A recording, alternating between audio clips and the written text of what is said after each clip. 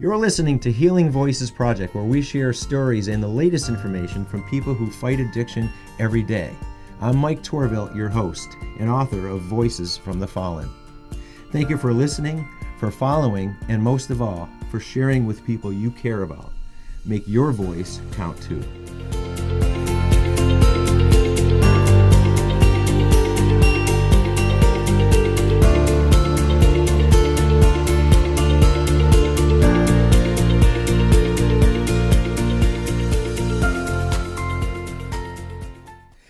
Hello everybody, welcome back to Healing Voices Project. We're glad to be back, and today we have our friend John Shea here. John is a young man in recovery to share his story, and John currently works for the Michael J. Diaz Foundation in Springfield, and we've had a lot of work we've done with the Michael J. Diaz Foundation, our wonderful group of people, and we're glad to have John Shea here to share his story, talk about his experiences, and how others can be encouraged, motivated, inspired by what he's gone through, and more importantly, what he's doing now with his important work as a recovery coach at the Michael J. Diaz Foundation. So John Shea, thanks for coming. Appreciate you being here. Yep. Thanks for coming in. So as we said, you're here to share your story, and we've just gotten to know each other a little bit through Adam and Karen at the Michael J. Diaz Foundation. And you've been working there now for a couple months. Yeah. Well, I'm actually not a recovery coach there. You are? No. I'm one of the assistant directors of operations there. Well, that's good to know, because you were a recovery coach. I was before, about a year beforehand. Let's see. Thanks for that correction. Yep. So you were a recovery coach when you worked at the BHN, and now at the Michael J. Diaz Foundation. You've had a story that's taken place over, 20 plus years. Right, because your story that how things developed started when you were young, and I think we might as well, if we're going to start, we might as well start at the beginning, right? What transpired, what happened, how you, what changes occurred, and what brought you to where you are today. So I guess if we were going to begin at the beginning, you were a young teenager when things started to change for you. Is that right? Yeah. I think the first time I ever got drunk or so, I was probably like 13 or so. 13, yeah. Yeah. But, I mean, there was alcohol in my house growing up, and it was pretty common. Yep. But it was hard to get my hands on it when I was younger. So, as soon as we could. Did the same thing. Yeah, I did it. Yeah. We, at teenagers, right? It's just there, and you try to hide it from your parents, and, all that. So when you were out, you just started drinking more at 13 and hanging out with your friends, and that's how you got your alcohol from. Yeah, I mean, we would pretty much try to steal it from our parents, basically. Try to steal beers, and wasn't that hard as often as we could. Yeah. No, it wasn't. But I mean, that was most of my teenage years, was trying to get alcohol or trying to get weed and trying to get cigarettes. That was the three biggest things for my teenage years. Big priorities then, right? Absolutely. Yeah. Forget about school. Let's put that on the back burner. Did you make it through school? I did. Yeah. I got out with straight D's. So straight D's. Wow. I made it. I got my high school diploma. You did. And that's all that matters. All right. Well, at least you did more than some. Yeah. That's good. You got through that. But I'm sure during the high school with those priorities, after high school, now what, right? What happens now? Did you go to work, or did you? Yeah. I mean, I worked. I think one of the first jobs I had was a dishwasher. Worked at a few lumber mill for a while. I had lots of different jobs. I was like a professional temp. I just went to temp agencies and keep a job for the longest one I had then was about a year, and that was a long stint of employment for me at the time. I got really good at interviewing for jobs, because I would get fired from so many. You got a lot of practice. Yeah, I got lots of practice. Yeah. So I was pretty good at filling out resumes and doing that whole thing. Well, when you go back, not to interrupt you, but you said if you got fired a lot, was it due to the drinking? Directly, absolutely. Really? Yeah. No doubt about that. I mean, I'll just come in. There was a few times I'd come into work just completely drunk or hungover. Usually not in a good. You're not usually happy. Very hungover, so I wasn't a very great employee. Yeah. So it was pretty easy to get fired. But you kept going. You just kept going and get another job and same story would just happen, and then you'd get another job. And years went by, right? I mean, you just went in this mode. Did things just level off? Did they get worse? Yeah, I mean, I met a girl, and we lived together, and we're together for almost like 4 years or so, and I moved to the South, Georgia for a while, and then Tennessee for a little while, and I mean, my drinking definitely progressed quite a bit to like hard alcohol and drinking, bottles of whiskey all day and just smoking weed all day, and whenever party drugs were offered, that type of thing. And I remember one day she said to me, "I don't mind if you drink, just don't get drunk," which doesn't make, to me, defeats the purpose. Yeah, All right. Makes no sense in my mind. But I tried. I did try for about a day, and it didn't last. So then she, had to get kicked out. She kicked me out, which was nice of her, which was definitely very helpful for me to, because I needed people to, like, I can't let people just completely justify it and, enable me. So I really needed those people to kick me out, basically, and not accept, But it didn't always work behavior. if you found you kept going. Right. Yeah. No, yeah, never. It didn't really work. No. No. And it's going back a little bit more, when you were growing up in your household. I think you were the youngest of 3 kids? Yes. Yeah. And your parents, your mom and dad, siblings were all in the house together. Anyone else in your family, or were you the one, or was you were drinking in your household that helped you?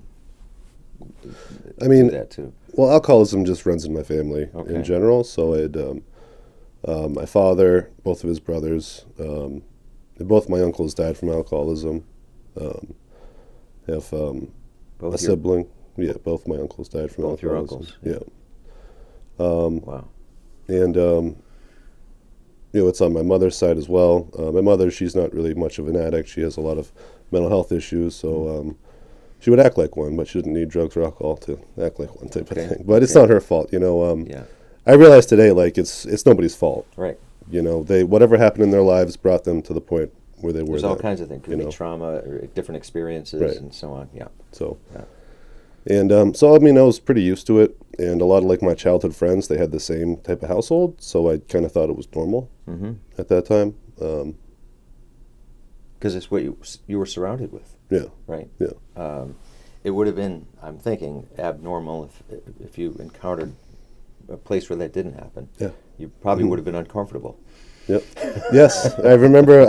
When you bring that up, I remember I was dating a girl in my early 20s, and I met her family, and they were very nice people. Yeah. They were very, very nice people, and we're having dinner, and the whole time I'm sitting there, I'm like thinking, like, who's the one? One of them is sick. One of them has a problem. I know it. There can't be. They're all so nice, and so. Yeah, It was so abnormal even keel. to you. It was abnormal to me, Yeah. and I realized that I was the one. I'm the one that was out And of that place. finger went around the table, it came Yeah. back at you. Yeah, exactly. Wow. But that's what happens. You can be uncomfortable in a situation where you can't partake, right? And that's what happened. But so that relationship didn't last. No. I jump back, and I'll jump forward again. When you were back at work and doing jobs, you're in your 20s. You had anything that experiences that gave you some harsh warnings that you need to stop? Anything like that happen at all? Yeah, I think maybe I was 22 or 23 at the time. I had rolled a car. I was driving drunk, and the car flipped over a few times, and I slipped out. I jammed my thumb. That was the only injury. I was very, very lucky. Were you the only one in the car? Yeah, my friends. I had some friends. They were in a car ahead of me. They wouldn't drive with me. Obviously, they had a better. They had some hindsight of what would probably happen. And I tried to get them to help me push the car on the wheels because I had to go to work in the morning. But it was like leaning on a tree. But the whole car was completely smashed. And you thought you were going to take it to work the next day? Yeah. Yeah. Your judgment wasn't too impaired, was it? A little bit, just a little bit. Yeah. Yeah. But you're fortunate, obviously, that to come out of that alive and with a small injury. But you had another crash too, didn't you? You hit a rock. Oh yeah. Like a week prior to that, I just put a car up on top of a rock. It was the same car, and the police were there. They helped me get it off the rock, and they let me go home, which was nice of them. They gave me a freebie. How about the following week when you the rolled following it? week Did it you rolled. get a freebie then too? No. Well, actually, I needed to get the car on the wheels, so I thought I should get a tow truck. I get a tow truck to hook it up, and they'll flip it on the wheels. But this was like a long time. It's before smartphones, and I don't memorize tow truck numbers, so I called 911. Oh yeah. And I told the operator, I need a tow truck. Don't send the cops. No cops. Oh. And the cop gets there, obviously. Really? So Surprise. Surprise. Yeah. So I make, I don't make the best choices drunk, obviously. Well, what do you think would happen if somebody says, "Don't send the cops"? No. Come on. 22 years old, and I don't, and drunk, not making great choices. No. But did you go to work the next day? Yeah, actually, I think I did. Without the car? Without the car. My neighbor worked at the same place as me, so I could still get to work the next day. And I had a second vehicle. And at the time, it was like a first offender's law, so I lost the license for a month and a half. So I didn't really feel like it was a big deal, So it didn't really stop me at all. It didn't slow me down. Didn't disrupt your life? No. So you kept drinking? I kept drinking. Yeah. When we talked earlier, you said you were drinking pretty heavily, like a bottle of whiskey a day. Is that about right? That's a lot. Yeah. I mean, I didn't think it was. It wasn't one day I started to drink a whole bottle all at once. It was progressively it built up into a whole bottle. It took years to get to that point. But you build up an intolerance, right? Yeah. Yeah. Yeah. Or actually, a tolerance, not an intolerance. Yeah. You built a tolerance. I built up a tolerance, and I'm a fairly big dude, Yeah. so I could drink a large amount, and I really like whiskey and water, so I was also drinking a lot of water at the same time, which helped, drink more. Not great choices, but Wow. that's what my brain was. That was the path I was going along. Mm-hmm. But during that time, did you think about where's this going? Where's this taking me? Or you just rolled along with it? Nope. I didn't really think about like where I was going to be. No, I didn't have much foresight. Okay. It was really just like right now, I need to drink. I need to use something. And was it just drinking? I mean, for the most part, it was alcohol and marijuana. Mm-hmm. If drugs were ever offered, I definitely took them. But for me, it was mostly alcohol all day. Mm-hmm. Yeah. During that time, and for years it went on, you had friendships, relationships, jobs. Anything endured through all of that? Yeah, I mean, I had kind of. I mean, at the end, I was living with a friend of mine who I had known from high school. Yeah. So, like, even though when I moved to Georgia and Tennessee, that type of thing didn't, obviously, we weren't friends then. He stayed up here. But I ended up was living with him, and there was kind of just like a group of people that I had known when I was in my early 20s that were in the same town, and we're all kind of doing the same things from a decade prior. So it definitely made it easier for me to. This was after I had just moved back up from Georgia, and so I just kind of moved into this one room and started drinking and going to work, and that was pretty much all my life was at the time, drinking and going to work, and that's it. And you were, like you said, functioning. Kind of, yeah. Going to work. You worked in the HVAC business, right? At the time, yeah. I was HVAC service technician, and it's easy to kind of be a functioning alcoholic in any trade, really, and And I had lots of practice of driving drunk, so I was very lucky I didn't lose my license during that time, because pretty much every day I was drinking and driving every single day. Wow. well, looking back, you got to say, how the heck did you make it through, right? Yeah. But things went that way for a while, and then you had some issues, whether it was something was changing. You went through a little depression, or you said you had given up, or at least you said at one point it led you to the point where you said, I just can't take this anymore. Yeah. Can you talk about that a little bit? Well, so even from like my childhood, there was lots of trauma and lots of things that how I was raised was you don't cry. If you hurt yourself, you just walk it off, type of thing. And maybe it was a cultural thing, or it's just how I was raised, but I definitely had no intention of talking to a therapist or talking to anybody about what's going on, type of thing. So I really, bottled up a lot of pain for a long time, and it just kind of developed and turned into whenever I would, explain any of these things to a doctor. At the end, I did talk to a few different therapists. Sorry. That they all said that you've got rapid cycling bipolar 2 disorder and this complex PTSD, and you're hypersensitive to just anything. And I don't know. I mean, everything. When I read all these symptoms down on paper, read it about, it's like, yeah, that definitely seems like me. That's definitely very much a this is all a picture of you had myself. never been told this before, right? Yeah. So this is all.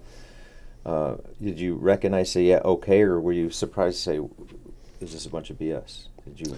I mean, I lied to myself for a long time. Yeah. So I knew something was wrong, but I'll just put a mask on and I'll go to work, and I'll try to act like I have a normal life. I'll try to do the things that people expect me to. Get a girlfriend, you get married, you do all these things. So you got to do these things and have a family, and but I just had all this pain that was just eating me up, and and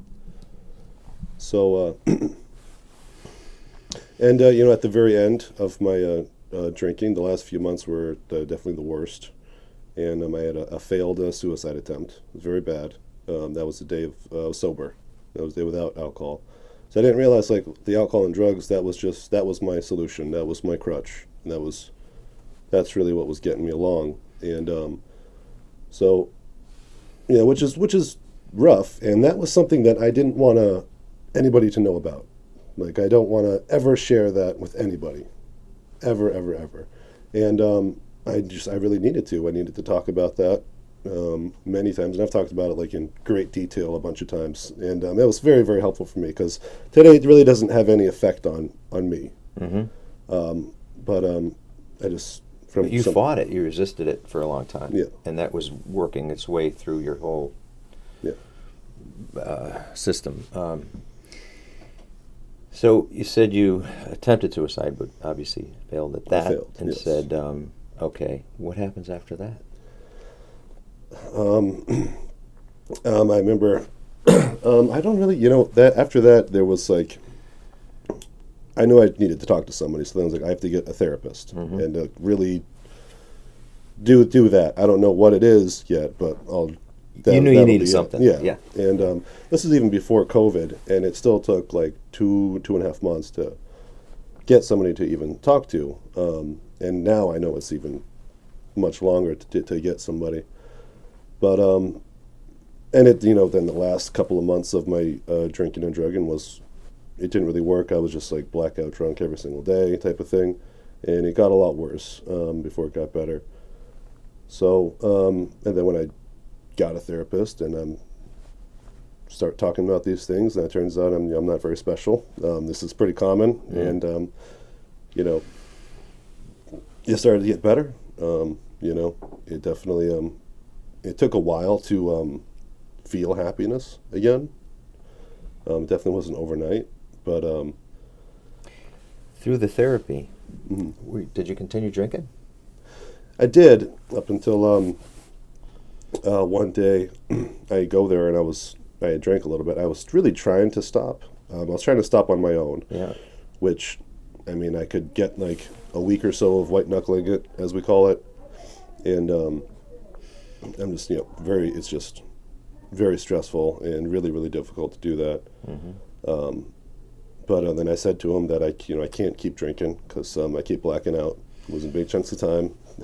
You couldn't have a little because you would just continue until you Yeah. blacked out. Is that Yeah. how that went? Yeah. Yeah. And I told him that I can't smoke pot because the same stuff that makes one person calm and relaxed, I am the opposite of that. It didn't really matter the strain. And the cocaine smells awful, but it tastes great. It's really expensive. And I cannot afford to eat cocaine all day. Just can't. And I was trying to manipulate him into an Adderall prescription. It's pretty easy. But I didn't get that. And then I said, maybe this Friday I'll get some Molly and acid, and I'll candy flip my problems away. You're just going to play with the chemistry until you think you got it right? Yeah, use a bunch of drugs, and that'll reset my brain. Yeah. And that'll fix all my problems. That's what was my thinking. And he said, maybe you should go to rehab. And I said, no, I can't do that. I've missed a week of work because of the psych ward visit.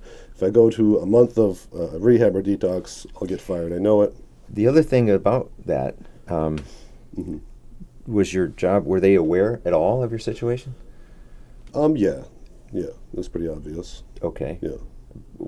Okay. So they were aware of it, but you said, no, I didn't want to talk about it with them or take time out to go. No. I mean, I still, even after the psych ward, as soon as I got out, I went right back to work. Okay. And I continued with the job.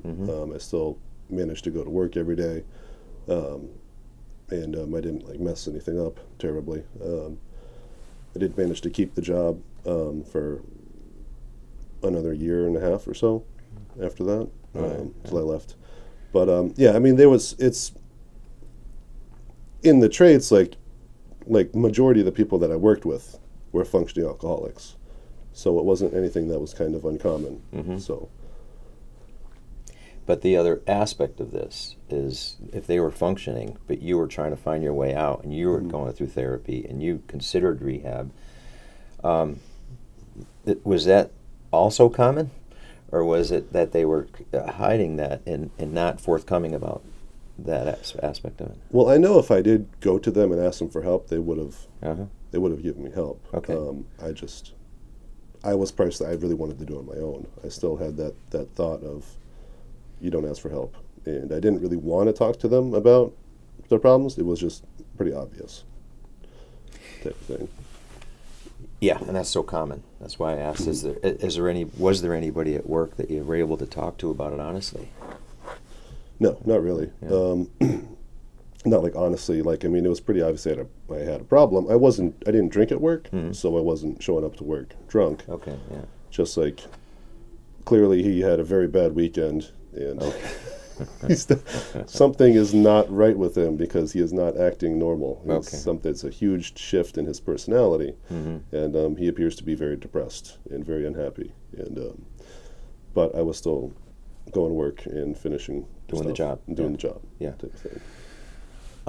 And as therapy continued, you started. Was it a sudden day, or was it just a gradual? How did you stop? I mean, there was an end point to your drinking.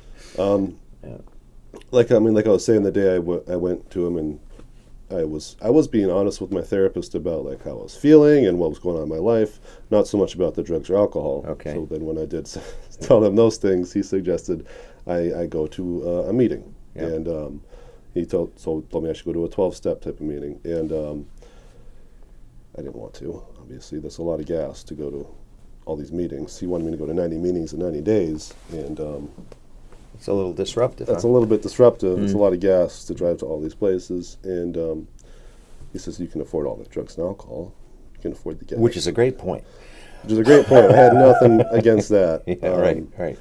So, and then I just kind of started doing that because. It's hard to argue against that. Yeah. Okay, if I can give up this, then I'll have the money to do that. Yeah, right. It takes away that argument. So you decided to say, okay, I'll give it a try. Yeah. So you went to your first meeting. How'd you feel at that first meeting? The very first meeting, I felt it. I was 30 years younger than everybody in the room, and I just judged the whole room. I really took everybody's inventory, and I thought I'm too young for this. I got to get out of Did here. you think you don't belong there? I don't belong here. I didn't drink or use any drugs that day, and I did feel all right there. I did feel safe, and and that was I didn't, it was the first day in a long time. When I woke up that day, all of my intentions and everything I was thinking about is tonight I'm going to end up at some meeting, and I don't know what it's going to be like, type of thing, and. The next day I go to one that was at Amherst. I lived in Amherst for a short while. So I knew it was a 5-college town. There's bound to be somebody that's around my age. And I go to one that was it was packed, had like 40 people. And I was one of the older people at it. And they were like, wow. they were younger than me. And they're having fun and they're You just laughing. can't get this right? You're too old or too young, yeah. Yeah. Yeah. But, and they were like just having fun. And everybody was laughing and having long conversations, and that's not what I thought. That caught you off guard a little bit? Yeah, a little bit. Yeah, I didn't think that's what a meeting would be like. So made a change in your attitude a little bit? Very much so. Yeah. I mean, my perception of what it would be like was I was wrong. Okay. As it turns out. Yeah. For the first time. Punk, right? And yeah. Yeah. So you kept going. You went and kept going, and then didn't look back on the drinking. I mean, did you have some challenges, difficulties that you had to overcome through all this? Like you said, you'd white knuckled it. Yeah. Is this where you were at then too? I mean, when I first started going, I wouldn't talk at all to people. I was so just like my arms are crossed. I was angry. I was just, don't come anywhere near me. I didn't want anybody to come anywhere near me, and. So they didn't. Every now and then, the signal worked. Some of them would come up and ask and talk to me, and they they wanted to get to know me. But even then, it was just kind of like I would go to that one meeting and then wait a whole week to go to the next meeting, and I would literally just wake up. I'd go to work. I'd come home and then wait until I could go to sleep, and just pacing around, just a damn lunatic. So. Without a drink or drug, I just get worse. That's basically my problem is I don't really have much of a problem with alcohol and drugs. I'm really good at it. I know how to do lots of it. To not do those things that's where my issues start. So, without and for me, just going to a meeting wasn't really enough. I really had to get involved and participate, start talking to somebody, and that was a huge thing for me and I was 29 at the time, to say hello to somebody. That was, at the time, that you don't think that would be a huge thing. It's a big step, though. Just without up. Without a drink or drug. Yeah. But you persisted with those meetings. You kept going. Was there a time you said, to hell with this, I'm going to stop? Not for, there was a few times, but it was after I got kind of really involved with it. I ended up getting somebody to kind of help me with the program that's involved with the meeting, and that was very, very helpful. And I got really involved with it. There's times where it's like people expect a lot of you after you kind of get it and you start doing it, and a lot of responsibility can rest on your shoulders sometimes. Yeah. But and times like that, there's been times where I've been going to a meeting. I said, "This is it. I'm all done. I'm not going to this meeting anymore. Screw them. Nobody's staying sober. I'm the only one doing anything at this thing." And afterwards, usually have some great experience at one of those meetings. That every time when I have some feeling like that, I have some great experience at it, where I kind of get revitalized in doing it. Yeah. And And you went through all of that, and I remember you saying your life, almost immediately, you noticed some changes, that you were feeling better, more clarity. How did your life change, and how did you sort of get back to being able to function without alcohol? Well, it's really as soon as I got involved and asked a guy for help with it, the craving to drink left me, and after a while, I don't know, I made lots of friends. Yeah. I've got prior to getting involved in a meeting, a 12-step organization, I didn't really have any friends. I had a couple of people that I'd known for a long time, but after that, I ended up lots of friends, and that sounds weird, like not boasting to have lots of friends, but it is just kind of a byproduct of it. Sure. Of just end up. But it was all new friends now, right? Yeah. Because your old friends, to hang out with them, they were drinking, so you had to. And they're not bad people. They just I can't be around alcohol and drugs. Got it. Yeah. And so that happened. I started to. I ended up getting a lot of acceptance for myself. Mm-hmm. I stopped having a lot of resenting myself. That was pretty huge, and that's when I started to kind of forgive a lot of my family, and realized like, well, they're hurt people, mm-hmm. and it's not their fault, type of thing. And that definitely helped spilling over in just other aspects of my life. That okay, well, if my boss is a very difficult individual, he's obviously a hurt person, and it's not his fault that he's here like that today. So it definitely gave me a lot of acceptance of others, and I think I think I was about a year and 4 months sober or so when COVID struck. And at the time, I was living with a few other people in recovery, and it was very. I was very, very fortunate that I was living with people that were also sober and staying sober. Because if I was alone, it would have been. There were so many people that relapsed when COVID happened. We had like a 30% increase of overdose deaths. Yeah. And I definitely got a bunch of different jobs. I got in this one job where I was at a summer camp, and where I got to live on a lake for like a year and a half, which was cool. And I read a lot of books and stuff, and sat a lot of isolation. But I learned the difference between like isolation and I forget the other word that I was looking for, but it's a really cool word. But, think of it later. It was a really good time. And then I ended up leaving that job, and I started working as a recovery coach. And for about a year, I worked as a recovery coach in Springfield, and that's a very difficult job. You were a recovery coach with the Behavioral Health Network, yes, is that right? Yeah. And did this idea just come into your head, or how did you become a recovery coach? Well, when I moved back I was in the Berkshires at the summer camp job, and I moved back, and I was living with my father for a while until I got on my feet, and I Googled recovery jobs in Springfield, mm-hmm. and filled out an application for a recovery coach. Mm-hmm. And a couple of weeks later, they called me. I did an interview, and they hired me. Yeah.